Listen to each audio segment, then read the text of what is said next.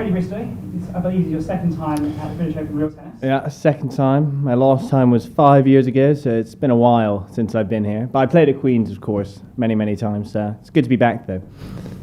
You're doubling up this week with the UK amateur rackets, British amateur rackets. Yeah. How are you managing your time over the course of this week? Well, it's going to have to be a lot of recovery, hopefully. So I've got a match every day, no breaks. I've got this interview right now, got my first amateur match tonight, and then it's sort of alternating each one. So tennis, rackets, and if I get to the semi-finals of both, it's a very big if. I think there'll be a clash. So, but we'll get to that when the time comes. So, given that you're alternating between the two, how do you mentally prep for the different sport each day? Well, like every sport, so like for both, I sort of do something like similar. I warm up for both sports the same, and I go into sort of with the same sort of mentality. Sort of like as many people know in tennis, I'm much more of a swings the blazing type guy. I go for the winners, and it's sort of the same with rackets. With tennis, though, I do have to say you have to really focus in a lot more.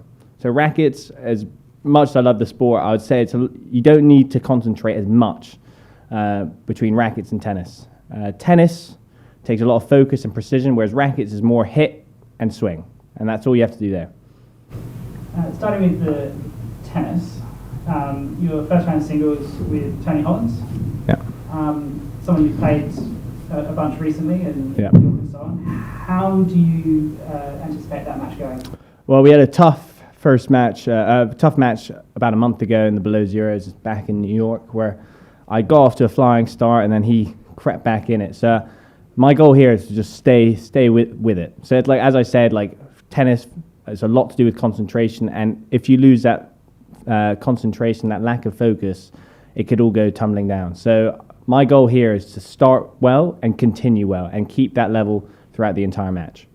Potential round two match against Rob Shankman should be if you make it that far, should be a good matchup. Yeah, well, I've played Rob. I think he could tell 7 or 8 times, and unfortunately I've lost all 7 or 8 times. But every time we played, it's been very, very close. I had one time where I was 5-love up in the third and final set, and didn't go my way. So hopefully this time, he's gotten a lot better though. So it's going to be a very tough match if I get there.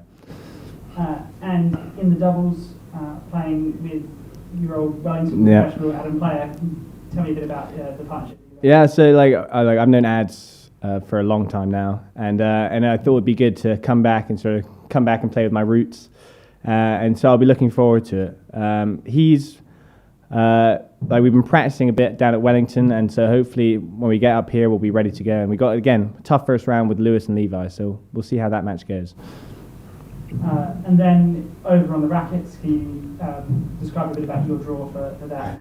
Yeah, so the rackets, so I'm fortunate enough to be seeded number 1, and so today's match will even be tough against Hamish Duncan, but my draw is looking not too bad until I get to the quarterfinals, where I'm playing Tom Stevens, and it gets a lot tougher from there. But it's all best of 5, so it's not short matches there either. So the draw is looking all right, and it's a very strong draw this year in general. So I think every sort of top player, except for maybe Will Hopton and Tom Billings, is playing this year. So it's going to be a tough tournament. And who are your picks kind of from the other side of the draw? Other side of the draw, wow. So there's one player who doesn't normally play singles called Richard Owen, who is he's going to be a tough one. He's the 8th seed, but he really should be much higher. He just doesn't play enough tournaments. So he's got Duncliffe in the quarters. So it's going to be a tough match for Alex Duncliffe there. And going forward over the rest of the season, what are some of the key dates you'll be fighting hard? Yeah. So I'm hoping to play in as many of these events as possible, particularly the British Open rackets, British Open rackets, the US Open tennis, and the US Open rackets. Unfortunately, real life has caught up to me, and I do start a job in January. So I'm going to now have to juggle that with playing in all these tournaments and be a proper amateur. That's the British Open racket singles, not the doubles. Racket singles, yes, that's correct, yeah. Well, very best of luck with all of it. Yeah, thank you, Ben. And again, I just want to thank Ben. Done a great job here, and he's going to definitely get a lot of great streams for the week. So appreciate it.